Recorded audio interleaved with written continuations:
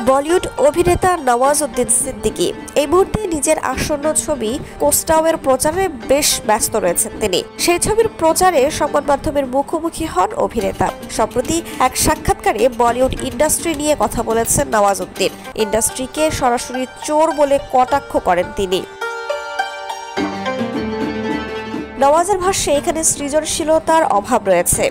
আমাদের ইন্ডাস্ট্রি শুরু থেকেই চোর। আমরা গান চুরি করেছি, গল্প চুরি করেছি, এবার চোর কিভাবে সৃজনশীল হতে পারে? নওয়াজউদ্দিন আরো বলেন, আমরা কখনো দক্ষিণ থেকে, কখনো এখান সেখান থেকে চুরি করে চলেছি। এমনকি হিট হওয়া অনেক কাল্ট ছবির দৃশ্য চুরি হয়ে গেছে। এটাকেই এখন স্বাভাবিকভাবে নেওয়া হচ্ছে। ভাবটা এমন যে চুরি করছি তো কি হলো? এই ইন্ডাস্ট্রি থেকে আপনি আর কি বা আশা করতে পারেন? এখান থেকে কি ধরনের অভিনেতা উঠে আসবে?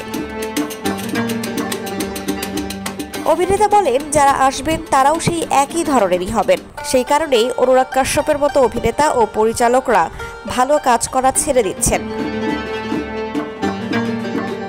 নওয়াজউদ্দিন আরো বলেন, সৃজনশীলতার দিক থেকে আমরা এখন দরিদ্র। আসলে আমরা শুরু থেকেই চুরি করে আসছি। কখনো গান চুরি করছি তো কখনো গল্প।